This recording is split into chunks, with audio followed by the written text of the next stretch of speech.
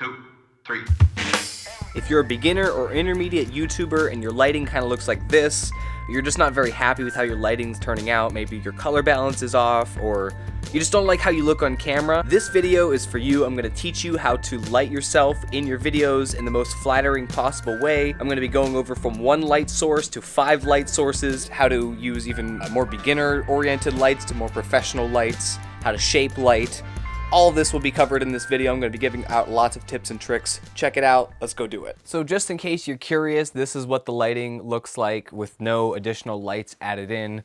Just the natural orange light over there, or even color balance correct, so you can see what that looks like. I'm at 10,000 ISO. It's not nearly bright enough. This is going to be a really grainy, not very good looking image. So first, we're going to start off with 1 light source. As I said, I'm going to start off with this. This is an LED light panel. I got this in a set of 2 with the stands and a carrying bag, cords. You can hook them on batteries and everything. I got it for 300 bucks. So this is a really good first investment for a light. And we're gonna see how much better it looks whenever we're not at 10,000 ISO and we're actually using a light. So first of all, we're turning off these. It's completely pitch black in here now. We just took down our camera to a base ISO of 160 and introduced the first light here. And well, that's actually pretty much the brightness that we would need.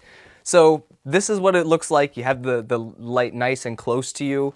It's not a very large light source. It's an okay sized light source. It's bigger than my head, but generally the rule is you want the biggest possible light source to create the most flattering light. The bigger your light source is, the more gradual the shift between like brightness and shadow is. You can see, even though this is very close to me, there's kind of a harsh transition into shadow on this side of my face, and there's not really anything over there to kind of pick it up. It kind of creates a dramatic, contrasty look. I have it positioned in this way for a specific reason. It's not going to look very good to have it like directly over your camera. Like this can look okay, but generally I go for, it's called the Rembrandt pattern.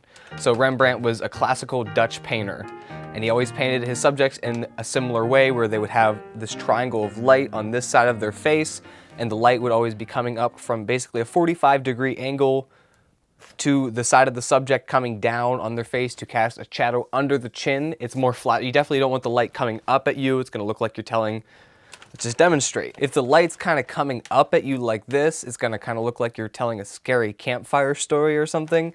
So generally, the most flattering way to light yourself with 1 light source, or just considering this as a key light with, you know, any sort of lighting setup, is you're going to want the light to be up above you, pointing down, creating a shadow under your chin, maybe bring it around a little bit, but then it's kind of getting in the shot. So if we turn the light all the way up and get it kind of farther away and more up, this is what it looks like. It's lighting more of the background, but it's still kind of harsh light on my face, as you can see. So let me show you what it looks like. So this is a kind of a beginner-oriented light. Let's do 1 light source, but with a more professional light. Let's see how that looks. All right, so as you'll be able to see from this wide-angle camera over here, this is a much, much bigger light source. I'm using an Octabox right now. So this is, obviously it's a big light source. It's a little bit more flattering on my face. It's lighting up a little bit of the background. It's kind of selectively not lighting this up because, as you can see, this light is very big in relation to where I am right now, but it has this, it's called a grid on it, which makes the light more directional. It could kind of spill out onto this back wall a little bit more if I didn't have this grid on it, but I just wanted to show you how this shapes light a little bit more. It's a little bit more contrasty because of that directionality added by that. So we're going to do 1 more 1 light setup with a softer light modifier to see how that looks. I'm going to compare the 3 1 light sources that I've shown you so far, and then we're going to move on to 2 light sources. All right, if you can see on this wide angle camera over here, here's what it looks like with no modifier. Oh my goodness. So you can see that the light modifier actually cuts down some of the light, but with no light modifier, this is like very harsh spotlight kind of look, because this is just super bright, and I think I should probably not even look directly into it, because that is a super bright light. So yeah, this looks like literally a spotlight on my face, just to show what this looks like, I guess. And then right here we have, this is called a lantern softbox. it kind of spills light out in every direction. As you can see, it even curls back. It'll throw light backwards. Put this on here. So this is what it looks like with the lantern softbox. This creates a much more flattering look because it throws light everywhere. It creates a very soft light source. It becomes a very big light source, and the light kind of bounces all around the room. You could see it's much more on the background, especially compared to the first light source that was kind of harsh and directional. This has more gradient to the shadows, but this is still one light source. You can do a lot of different things. You can create a lot of different creative looks with just one light. And that's why I stuck and showed so many examples on just the first one light source, because there's a lot of beginners out there. Like, you can achieve some of these looks even with like the orange light we had at the beginning. If you just like color corrected that to be the right color temperature and diffused it somehow so it created softer shadows, like that could totally work for you if it was bright enough. And I just wanted to show you that. But anyway, so now we're going to go on to 1.5 light sources. This doesn't count quite as another light, but I'm going to show you this I have this big old 5-in-1 reflector. You can see there's gold on the back, and then you can actually take this off. And then inside there is black to stop light, and then silver to make a cool light, and then just like the gold to make the warm light. And I'm just using the white side here to kind of create a fill. And we're just gonna keep the same key light for this first example of a second light source. So just to show you, so this is no fill, this is not reflecting the light. See how dark it gets on this side of my face? Even with this super soft light source, if we just add this right here, look at that. This is just right here, right outside of frame. It's just bouncing the light from the key light right onto my face, and with buying like this $20, $30 5-in-1 reflector, you can really up your lighting level if you know what you're doing. If you can just you use one light source, use whatever you have available. Shooting out in the sun, this is super available. If you're not using any lights outside, this can help you shape some harsh sunlight to fill in some shadows.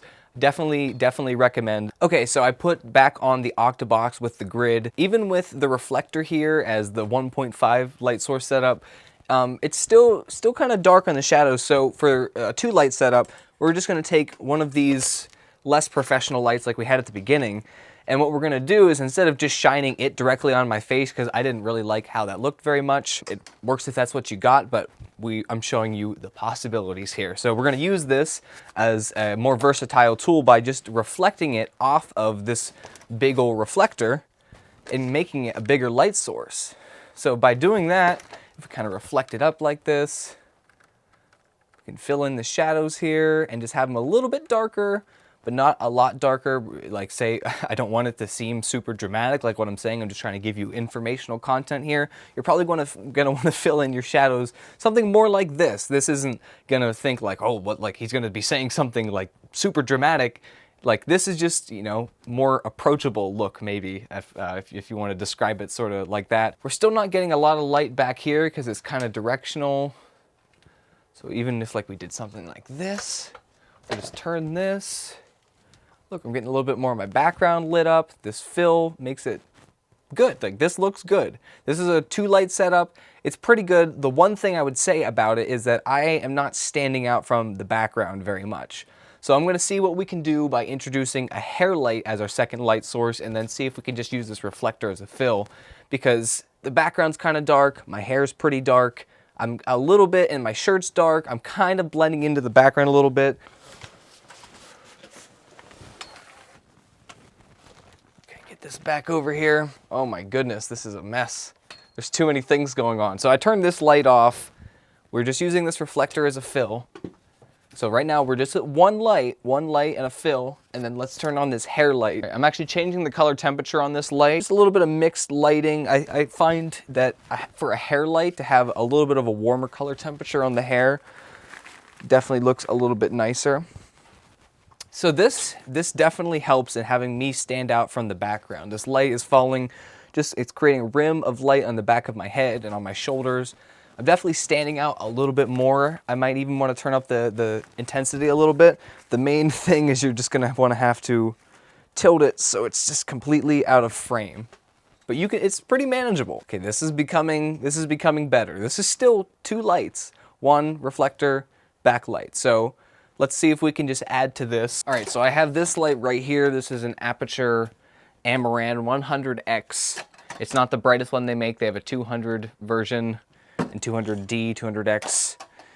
The X stands for changing color temperature. The D stands for daylight balance. This is a Nanlite FS300. This is just daylight balance. This can only do 5600.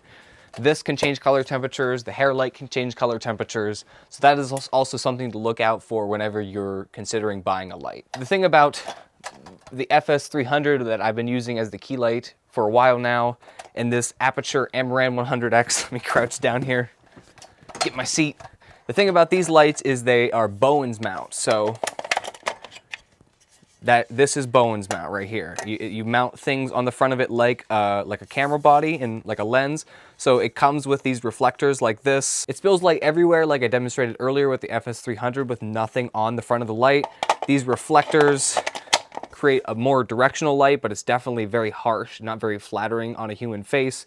And then I also demonstrated things that you can mount on the front like this Octabox here and like the lantern attachment over there. But for this purpose, for this background light that I'm about to do right now, I'm just gonna have the thing that comes with it, this reflector that's gonna create a harsh light. And we're just gonna put this on the background and try to create a cone of light coming out of this. I generally like to set this because I can change the color temperatures to the warmest one. What'd I do? Oh, that's the brightness. So I set it to the warmest color temperature, and then I like to set it right out of frame so it kind of creates something like this. You kind of see if I have it in frame, all I'm doing is setting it up against the wall like that, and you can see, because it's such a harsh light source, you can see the lines of the light coming out. So I have to usually set something under this end of the stand so it can lean up against the wall a little bit. But I think it would be cool, because I'm testing out having this background now, it'd be cool to have it like right at this painting. Not this painting, this photograph that I took. How did I forget what it was? I think I'm pretty happy with that. So it's just out of frame, so you can't see the light itself, I don't think. If I take, no, I can't. Take an even close look on the monitor. It's accenting this painting right here. It's not clipping, it's not very bright, it's not even distracting from me in the foreground. It's also landing on this camera shelf back here, which, especially in the earlier lighting setups that I showed you, my background wasn't very emphasized because we just didn't have enough lights going on. But this is 3 lights. So this is with the Octabox. This is, keeping the light directional. I'm controlling it. It's not just spilling everywhere indiscriminately. I have my fill, so my shadows aren't too dark, and I have a background light that's accenting what is behind me. Honestly, I'd be happy to film a video with this lighting setup. This is basically how I light my videos. Like, this is becoming like the look of how my videos have looked since I got these lights. So now we're going to mess with an accent light. So these, I have like a little panel here. I got this for probably like 50, 60 bucks on Amazon. You can change these to any color. So my favorite color is blue. So I can add something in there like that as an accent light. So we have a couple things going on here with the lighting. So it's the flattering, the kind of the Rembrandt pattern. We have the fill, so the shadows aren't too dark. It's not too dramatic. We have the background accent, and we have color contrast because we're messing with different color temperatures. This is at 5600. My hair light is at 4000. This is at like 2700, the background light. And then just straight up adding colors instead of just color temperature contrast. We have a blue light here, and how we can even add a red light, something that's complementary to blue and orange. But if you look at the color wheel, blue and orange are on the opposite ends of things, like red and blue are on the opposite ends of things, green and purple. Having opposite colors and incorporating color if you're gonna have accent lights. This light makes a high, do you hear this in the lav mic? So if we have this one as red maybe and put it just in this bottom one, like that, that's pretty good. It's not too distracting from me. Maybe I can turn up my key light a little bit. So right there, I added 2 accent lights. That would make this 1, 2, 3, 4, 5 light setup.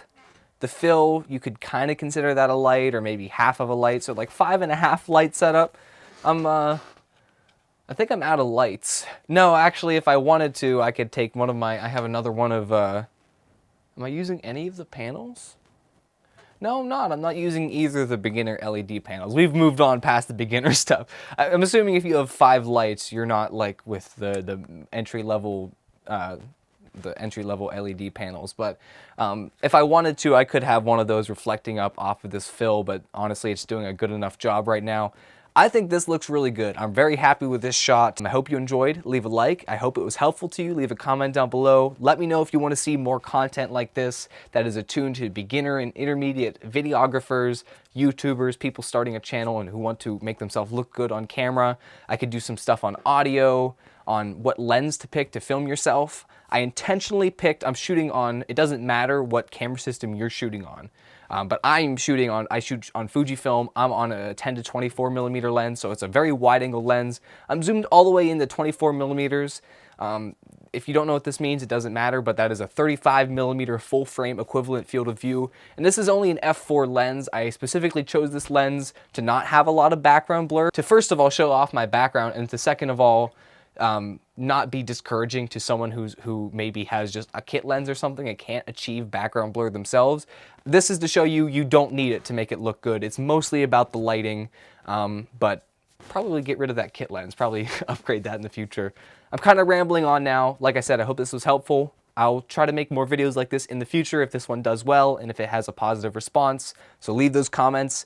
Let's get this channel support up, because I'm going to be emphasizing this channel coming up this year in 2023. I'm going to be posting lots on this channel, focusing a lot on it. So I will see you lots this year, and I'll see you in the next one, guys. Peace.